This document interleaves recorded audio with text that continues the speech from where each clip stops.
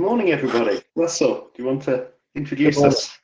Good morning. I can see on my screen, I don't know if you can see the same, that it says one attendee. I don't know if that is correct, and if so, whether we should maybe wait a little while. If it isn't correct, we should maybe plow on. Did you see the same thing in your footer, Bill? I think you're nodding. Yeah. Perhaps we should just give it 1 or 2 minutes for folks to join. It says 21 now, for instance. Let's just, everyone's comfy. Let's just give it another minute, let people join, and then we can kick off.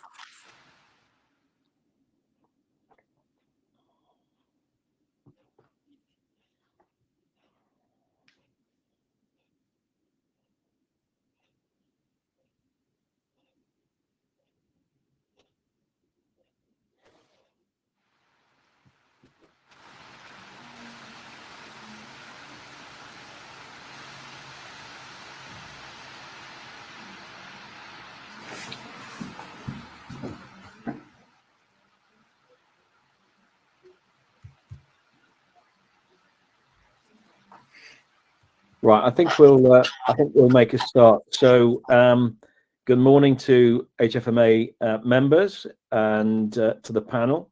Thank you for joining this morning's webinar.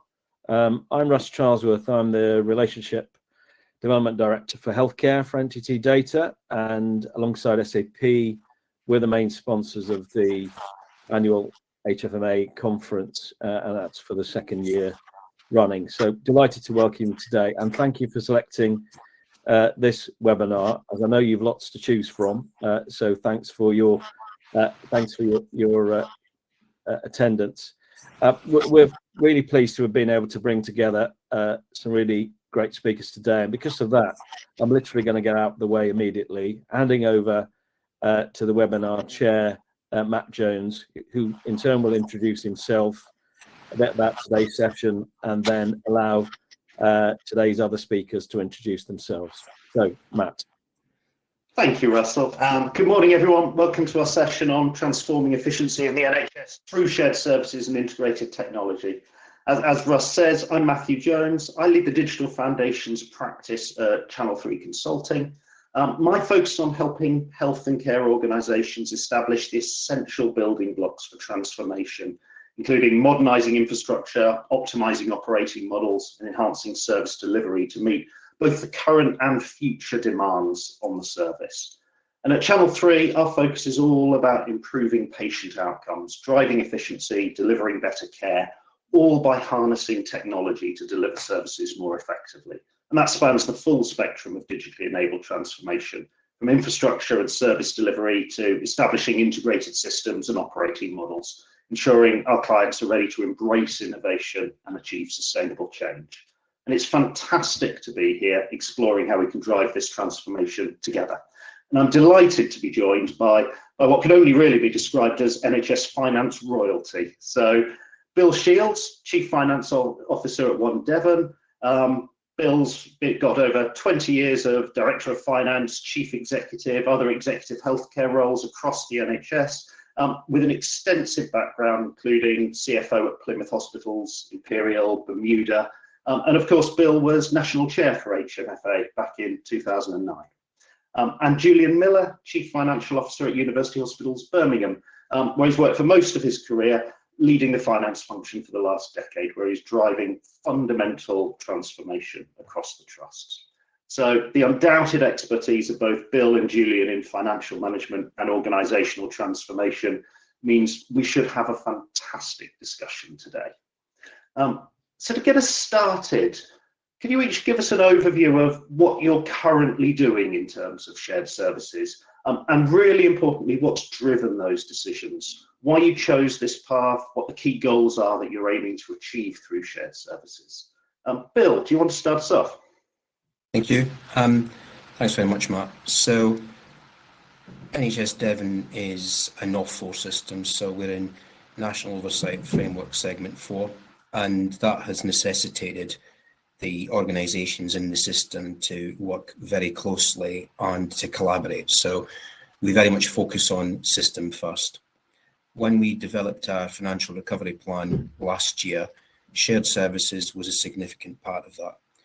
And so we are quite well advanced in terms of looking at shared finance and accounting and payroll across the system, looking to establish a centre of excellence in Devon, because we're looking to minimise the cost of change in terms of redeployment, redundancy and so on. We have a procurement business case that we've established with Capita Consulting, and that will bring each of the procurement departments in the individual organisations together, so that rather than try to do everything for each organisation, they will each focus on a different category. And by doing that, we expect to get significant economies and significant savings, probably around about £34 million over a 4-year period. And we're also one of the digital people vanguards. So working with NHS England and working in this case with Deloitte, we're looking to establish ServiceNow as our service desk and significantly reduce the time to hire. And as a consequence of that, take some really significant costs out in terms of the cost of payroll and the cost of running HR functions. So significant work ongoing at the present time. One of the things that we'll need to think about going forward is the organisational form that wraps around this and how we can actually get the most optimal organisational form for the system and for individual organisations. Fabulous. Thanks, Bill. Julian, what about you? Thanks. Yeah, some similar challenges in Birmingham and Solihull. We've got, in common with most systems, a significant financial challenge that we're wrestling with. We've got a slightly sort of mixed landscape at the moment. So hosted within University Hospitals Birmingham, we've got some established shared services. We've got a large payroll function that pays 28 other NHS organisations, and that's been operating as a successful shared service business out of the trust for probably the best part of the last 15 to 20 years. More recently, we've brought together the procurement functions across all of the ICS provider organisations. So we've created a procurement hub for BSOL that's run out of UHB, and that's involved TUPE transferring the procurement staff from the other 4 provider organisations.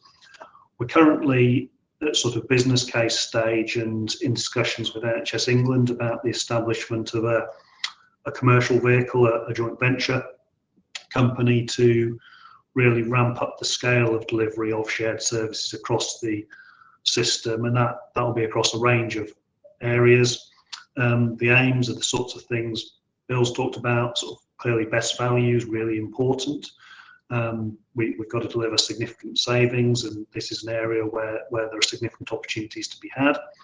But it's also about provision of better services. So in a lot of our corporate services, I think if we were really honest and asked our colleagues within the organisation, our clinical and operational colleagues, they don't always feel they get a great service. And shared services is really a vehicle that will enable the mass adoption of technology with the aim of providing better services to better support the organisation as well as better value. But in addition to that, we've really got to get the staff experience right. You know, sort of we actually struggle to recruit into a lot of our corporate services, people with the right skills and experience. We've got a lot of vacancies, and certainly the experience we've seen in procurement is that actually the staff really like the model because it brings them together, it gives them a voice, networking, development, career development opportunities, and it gives them a value that perhaps they didn't have in the sort of small individual teams hosted within organisations. Fabulous, thank you, Julian. Bill, thinking about the role of integrated technology, you talked about ServiceNow as one of the key platforms that's going to enable joint working and integrated working.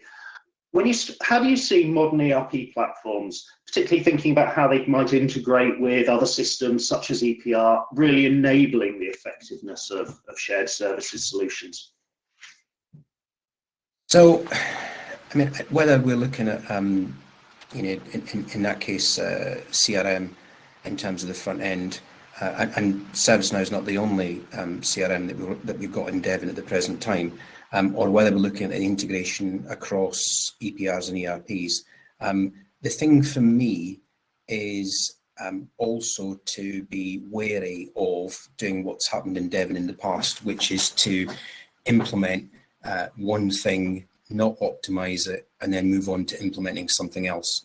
And I think some of the experience that we've seen in terms of the digital assets that we've procured during the pandemic and since then is that Devon, like much of the NHS, has got a tendency to layer things on one on top of the other without really being clear about what the benefits are, what the interoperability is, how the different systems connect with each other. In some cases they don't.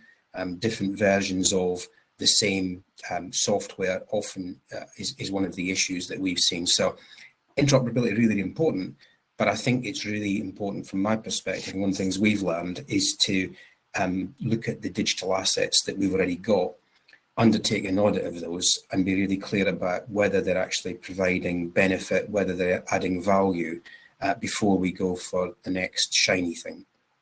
So that said, one of the key things for us, I think, in terms of interoperability is a single instance of Epic in this case. So we see significant benefits being derived from having one instance of one EPR across all of the acute providers in Devon. So about £2.6 billion turnover when you take the three organisations together.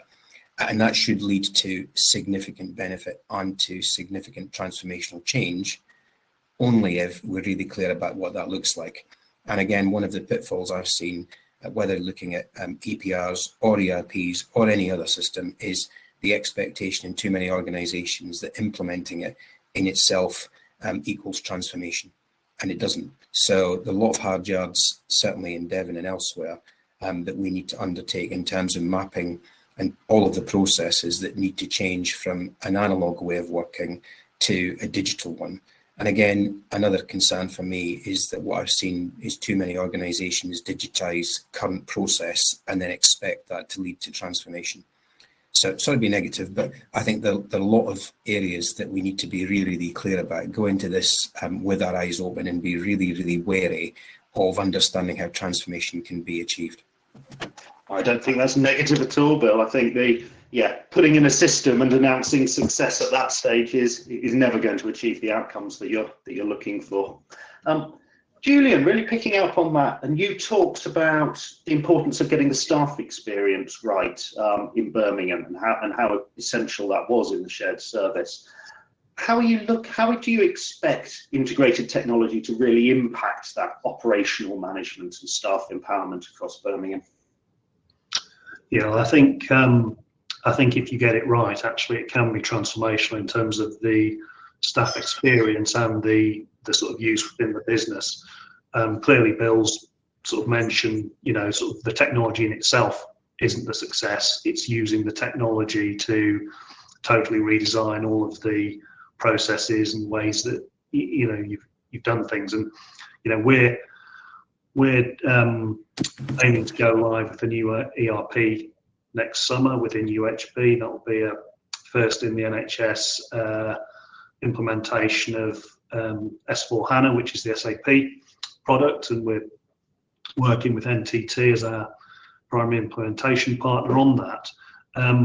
But the big challenge has really been not putting in the new technology. It's about unpicking what we've got now.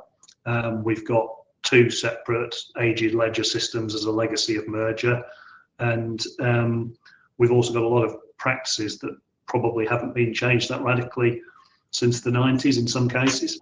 So when we thought about sort of redesign, the starting point is almost accepting that nothing we do currently is best in class, and there's opportunity to improve everything. And I think that's really, really important. And it won't be successful not be going live on day one. Successful, there will be a refinement and sort of improvement period after that. But in terms of empowering the staff and the sort of the organisation, I mean, fundamentally what it will give is much better, faster, more accurate real-time information with really good drill down reporting, trend analysis. You know, we have got terrible business systems at the moment. We've underinvested in them significantly because we've focused our investment on clinical systems, and a lot of our sort of corporate and operational management staff are sort of, we're asking them to do their job with one hand tied behind their back. They just we haven't given them sort of modern tools to do that. So I think it will be quite transformational, and it will move us from a lot more will be done on a sort of self-service basis rather than a traditional model of having to ask the corporate function to provide information. The information will be there for managers to access themselves. So I think it will make a fundamental difference to the experience of operational managers and also staff within the corporate functions if we get it right.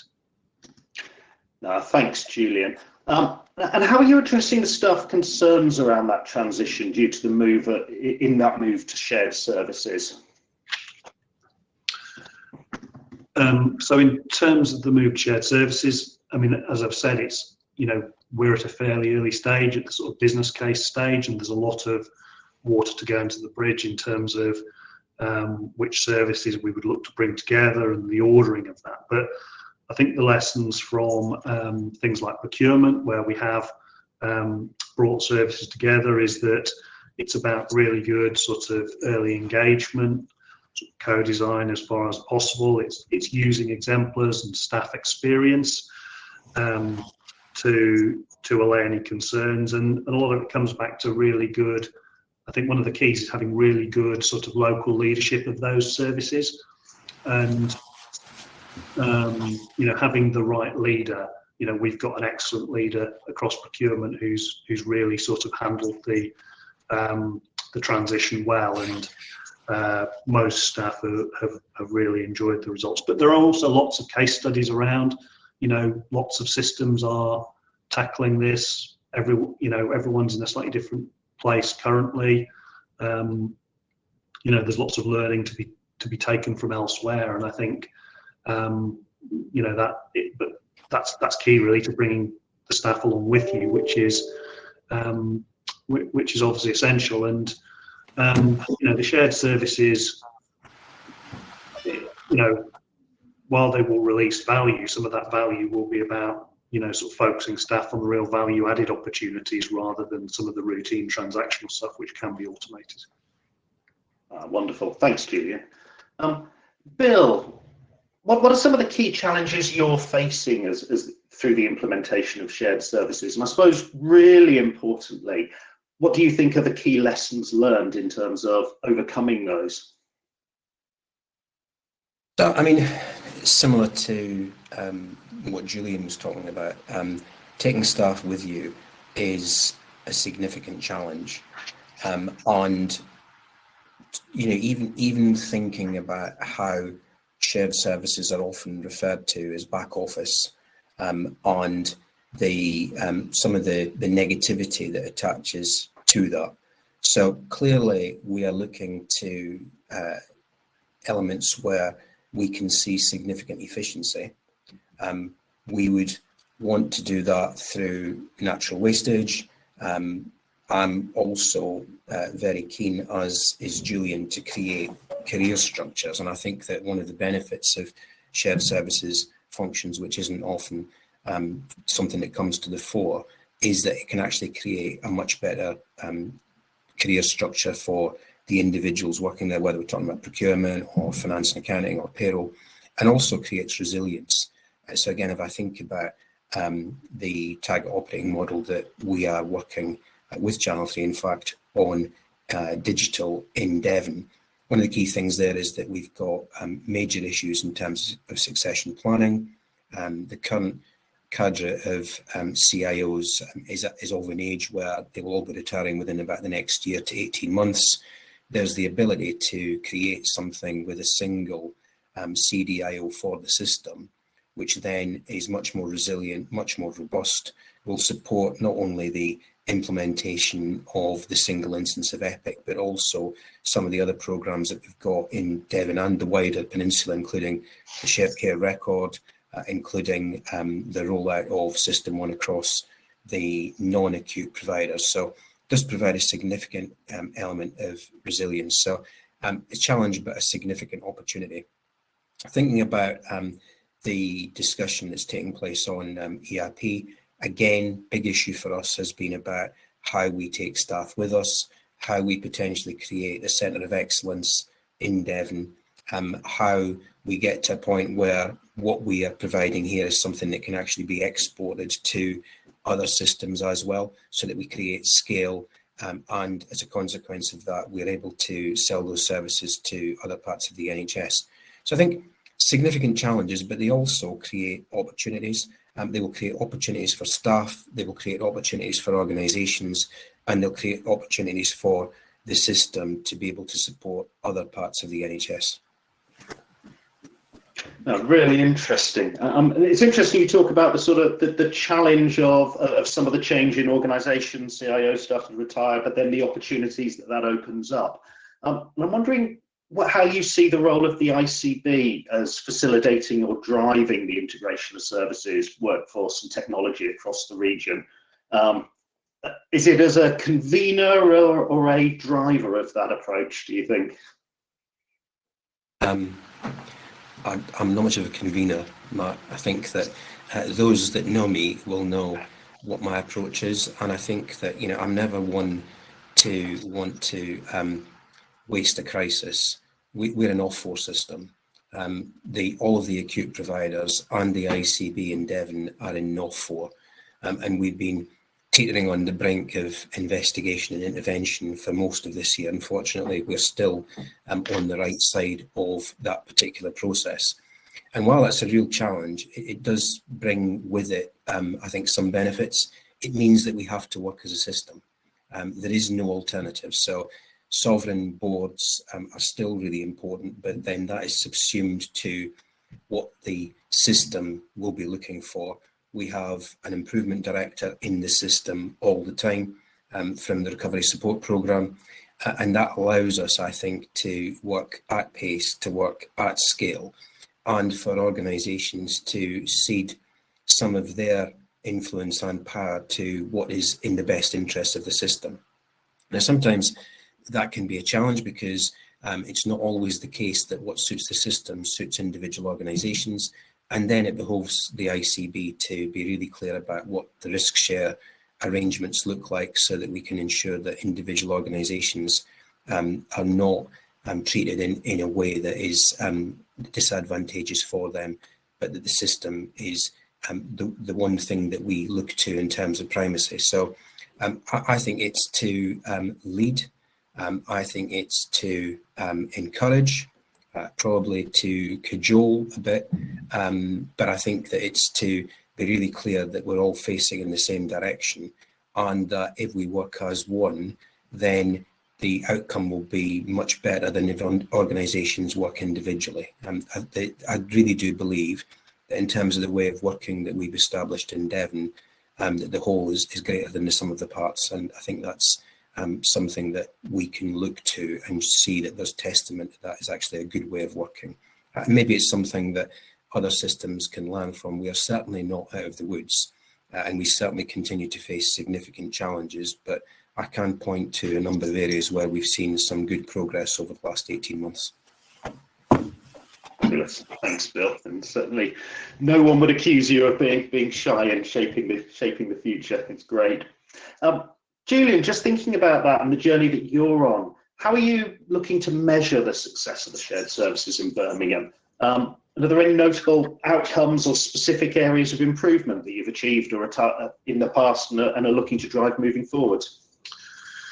Yeah, I think it's really important to have sort of clear targets about what you aim to achieve and sort of good metrics to measure them. So if I just draw on the example of procurement, the business case for procurement had some quite clear KPIs. When we brought procurement services together, what you had was it was a very mixed position in terms of the 5 organisations and how much they'd historically invested in procurement and what sort of model they were running.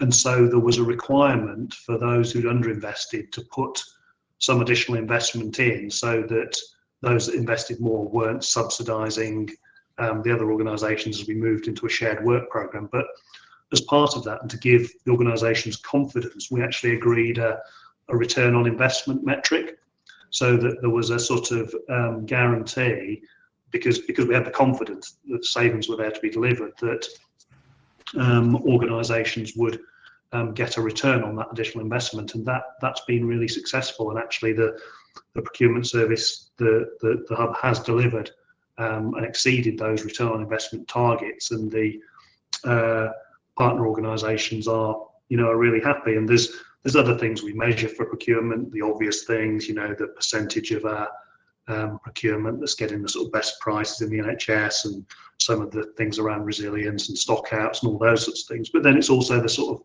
softer measures, the staff survey and how the staff are feeling within the combined function, but also the customer feedback that we have through the customer board. And you just have to think about these things slightly differently. So there's a lot of efficiency to be gained from bringing the services together, but you do then have to, to Bill's point about making sure the individual organisations are happy. You've got to invest a bit in that engagement and sort of relationship management. Fabulous. Thanks, Julian. And finally, before we open up to questions from the attendees, how do you envisage the future landscape of shared services and integrated technology across the NHS, maybe over the next 5 years or so? Bill, what are your thoughts? I think that the one thing that I've learned is whatever I say now is likely to be wrong. So, when we think about what things will look like in 5 years, we're bound to get that wrong. And I think about digital in particular. I don't know how many conversations I've been in when people talk about left shift without really articulating what it means at all. I think it's quite difficult for us to get our heads around the changes that might take place, because we tend to think about how we would digitize current workflow. And what we're not so good at doing is thinking about how the workflow can be completely different because of the impact of digital. And if you think about the impact of AI and RPA and how that is changing exponentially on a daily, monthly basis, I don't think we've really harnessed that at all. Organisation I'm sitting in at the moment has struggled a bit with that. So the information governance approach to AI is to say nobody must use AI because it's quite dangerous and scary. That is not the right approach. We need to think about how things will be well governed and how we can encourage staff to play with AI and to do things that are creative and innovative, and not to be afraid of or scared of the potential that the applications have. So I think things will change radically. Having said that, the other thing I think in terms of shared services is we've been here before, haven't we? I don't know how many false dawns we've had in terms of shared services, where we seem to be on the brink of creating something where most of the NHS would move to something that was a shared service, either on a regional or potentially even on a national basis, and that still hasn't happened.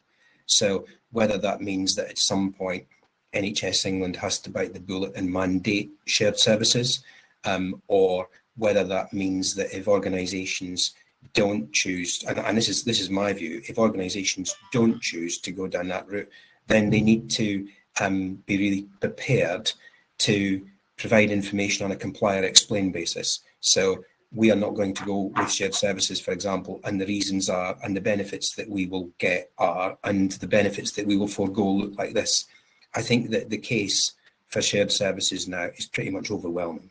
There might be some debate as to which supplier or which systems we're talking about, but the case I think is overwhelming. It's overwhelming in other sectors, and so the NHS cannot be that different from other industries and from other healthcare industries worldwide. So I think we just need to get on and do that. And if we are not prepared to comply and we're not able to offer a valid explanation, then we have to go forward in that way. Thanks, Bill. Julian, how does that chime with your thoughts? Yeah, a lot of what Bill said, I'd agree with, and just like him, I certainly can't predict the future either. But sort of just to pick up on some of those themes. So I think the technology is going to be it's a massive enabler in this. It feels like we're just on the cusp of a real sort of mass adoption of this sort of technology. In my experience, the NHS is always a few years behind the private sector with some of this. You just look at some of the cases, the high-profile use cases. Organisations like BT and IKEA have transformed their corporate services through the use of AI and technology. And I think this is going to drive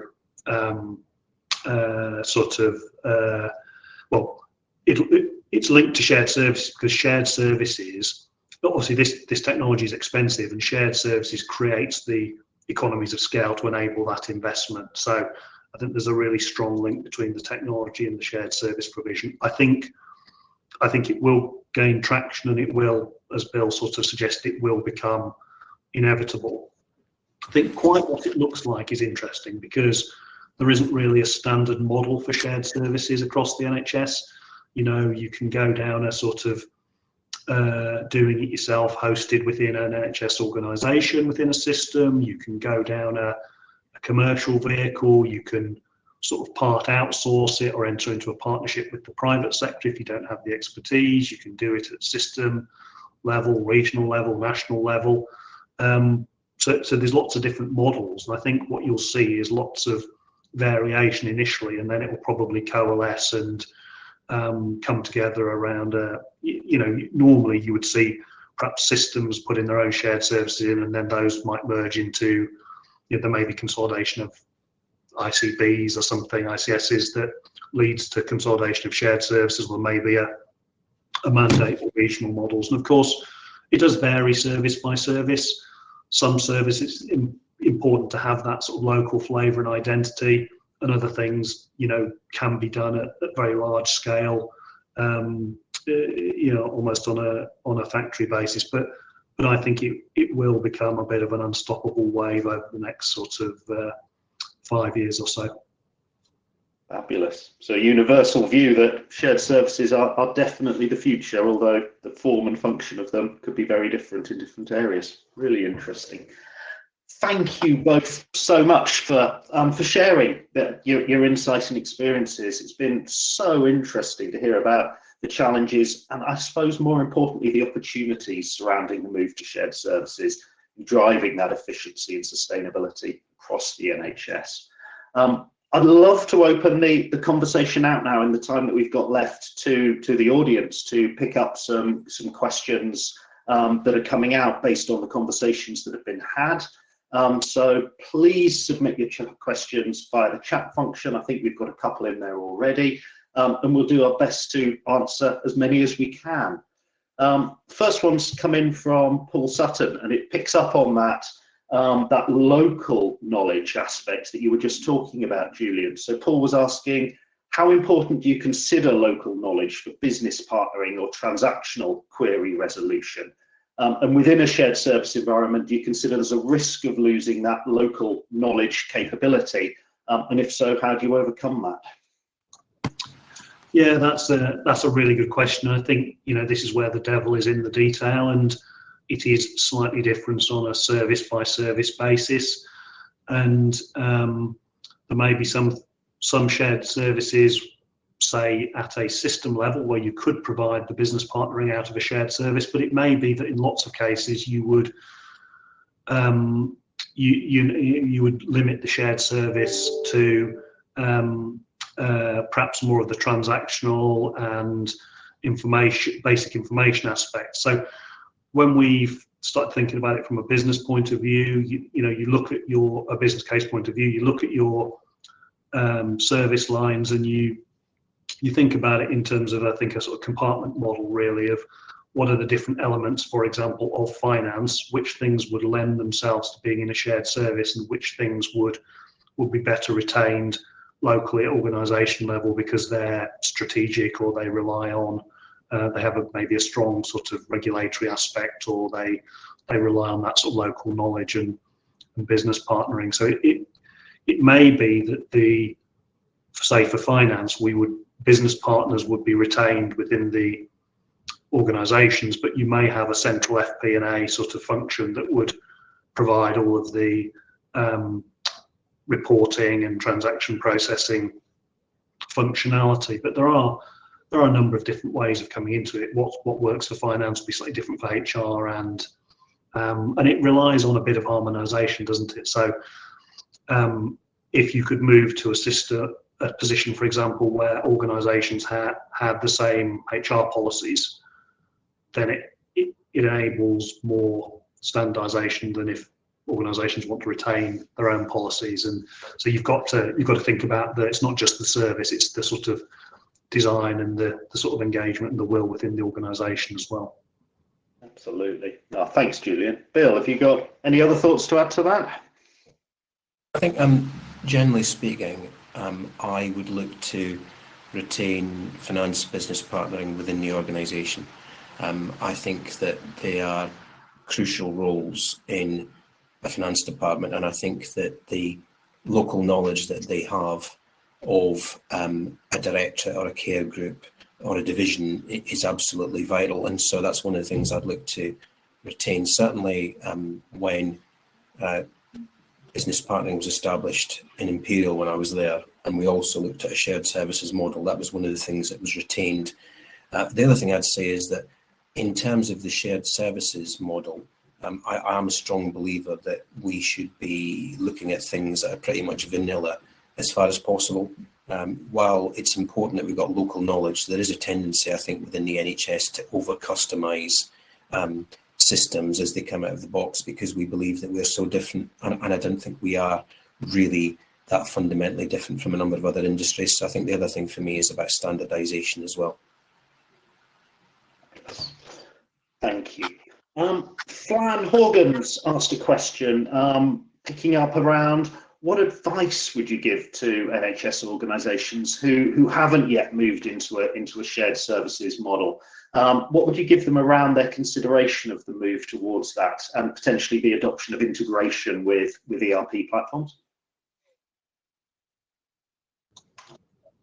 Julian, do you want to go first? Yeah. Well, that's a big question, isn't it? I think I touch on some of what Bill just said. I mean, I think that's shared services does present an opportunity to standardise processes, and as I said earlier, I think we've got to start from the mindset of sort of how doing it the way we've always done it. Might have worked for us, but it's not necessarily the best way, and we've got to be open to change. So I think standardization is a really big thing. With the technology in particular, the mantra we're taking is very much an adopt, not adapt. The more you customize the technology, it not just costs more up front and in the implementation, but it means every time there's an upgrade or something, there's a lot more work. And something like SAP is hardwired with financial processes that have been signed off by the Big Four, and they are sort of meet audit requirements, and they are best in class processes. And so that's the sort of mentality we've taken. Thinking more widely about shared services, I mean, look, I think the key thing is don't underestimate the effort, and that's in so many areas. It's in organisational investment. Bill talked earlier about how you get not wasting a crisis, and how you get the conditions for everyone to be really signed up and committed to doing this, because it's much harder if people are sort of dragging their feet. I think there's thinking really hard about, we touched on staff engagement earlier, and that is really key. You've got to, we've all got large workforces in this area, and there will be understandable concerns. You've got to bring people with you, and we've got wider roles as well. Our organisations are anchor institutions, anchor employers in our communities, and we've got to think about that as well. So just don't underestimate, I think, the work and the time and the resource. And it's like all these things, it's it's finding the bandwidth to do it at the pace you want to do it. Thanks, Julian. Bill? I mean, I would echo everything that Julian said. The thing for me, though, not to lose sight of is whether you go with SAP or whether you go with another system, that's the least of your concerns. The business case has got to be robust. So what is it that you're actually trying to fix? And I see this whether looking at this particular sphere or elsewhere, where business case is really about how we implement X, as opposed to what is the business need, what is the problem that we're trying to fix. So I think first and foremost, we're really, really clear about the problem that is trying to be fixed, and how does this allow you to do that? And then that will then get into a number of things that we talked about, like what do you retain, what's outsourced, and those things I think are much more important than the software vendor that you eventually choose to go with. Because I will say this, whether we're looking at APRs or ERPs, there are very few systems out there that aren't very good, and it comes down to personal choice and it comes down to fit. What's really important is that you implement this well and that you're really clear about the business need that you're trying to satisfy. Those are the things that I would focus on more than anything else. Fabulous. Thanks, Bill. One last question, I think, from Dorcas Akande, who's really focused in on the go live of EPR next year. And quite excited by that, I think, from the question. Really focusing on the fact that it'll make reporting easier, but is asking the question around, are there any known challenges associated with using an EPR aside from the move to new processes, but particularly talking about how that's shared by existing users across different organisations, and how that's been overcome? Bill, do you want to go first on that one? I think that so that point about reporting, I can think of an organisation not too far from where I'm sat at the moment, who was not able to report for some considerable time when they went live with their EPR. So reporting can be a real problem, and it's not a unique problem, I think, to one EPR solution or another. So really, really important. I mean, what I've seen with EPRs implementations, and I implemented one overseas, is that, as I've said before, most software solutions work. They come out of the box, they work quite well. Where things fall down is where you haven't invested enough time in training and testing, where your infrastructure isn't up to scratch, and where you've got issues in terms of Wi-Fi black spots in a hospital, say, for example, how you will be assured that the interoperability of your EPR solution actually works with existing legacy systems that you will continue to use. What's going to be your what is your decision points in terms of how you migrate data and how you archive data, and what is the benefits realization plan, and how will you ensure that that's delivered? Those are the things I think that can and do go wrong, rather than the implementation of the system itself. So it's really important that in the business case and in the implementation, whether you're doing that yourself or whether you're doing that with an implementation partner, that you're really, really clear about the wider components of an EPR implementation. The other thing is, if I had £1 for every organisation that said to me, this is not an IT project, it's a clinical transformation programme, and then they proceed to go forward as an IT implementation. So it's really important that when organisations say that they mean it and they live it, and that there is actually that clinical engagement. Otherwise, again, you're doomed to failure. And the third thing for me is recognising that workflow is very different in an EPR than it is in a manual or a digital system. So, for example, the time it takes for a clinician to initiate an order in a digital environment is significantly greater. So if all things are equal, you will end up being less productive. So rather than handing a paper order to a medical secretary for that person to input into the system, the clinician will spend quite a bit of time doing that him or herself. And so it's really important that other parts of the workflow are also transformed and redesigned. And that will mean going through individual job descriptions and role specifications. And there's an awful lot of work to be done there. Very few organizations actually do that ahead of implementation. Usually it's after implementation, when they recognize that they become less productive and the systems cost much more money than they anticipated, that they then rapidly try to reorganize workflow. It's really important that you do all of these things ahead of implementation and ahead of go live, however difficult it is. Otherwise, you'll always be chasing your tail. Wonderful. Thanks, Bill. Julian, any additional thoughts on that, Sam? Well, agree with everything Bill said, really. It's a very comprehensive answer, isn't it, to the questions. I've not got a lot to add to that, just, to highlight the, I think the business change is critical, because as Bill suggested, we run these things as IT projects and we focus on getting the tech in, and we don't focus on, how the organisation needs to use the tech and adapt to that. And, for example, as I think about our EPR implementation, there are the processes that happen in the new system will happen differently to they happen currently, and that will mean that, for example, within certain departments, they maybe do most of the process now, they'll do none of that process or a smaller part of that process, and you've got to get, sort of align your business change, your sort of target operating model for your different functions with the technology and the blueprints of how it's going to work, and make sure that the interdependencies between the different sort of workflows are all correct. And then, I think you've test and test again. You've got to be really confident before you go live, and it's getting it right is more important than doing it quickly. Although there are some drop dead dates on legacy systems and things that will need to be managed. So all of that really. Wonderful. Thanks, Julian. Thank you both for sharing your expertise and giving us such valuable insights into the journey to shared services. And thank you to everyone who's attended. Thanks for joining. Thanks for the great questions. It's been an absolute pleasure.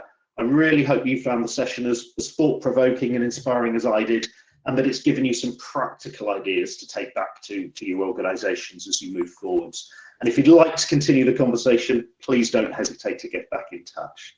So, Carl, shall I hand back to you to round us off? Yeah, absolutely. I hope you can hear me okay. I'd just like to say thank you, Bill, Julian. Excellent, absolutely, really insightful. Looking at giving an insight into the challenges that you're facing, the aims that you're hoping to achieve, and the objectives of the organisations. But it was also really good to hear the key points around the shared service being the case for shared service being absolutely overwhelming. But it is also the points that you made around technology being the enabler. And it's about the people process, particularly around the adopt, not adapt. And also a key thing for me is about the leadership in order to drive the overall program of transformation. So really great. Thank you very much for your time today. Much appreciated. And I'm sure it's going to some people are going to have some questions outside of the presentation today. So thank you once again from us. Okay.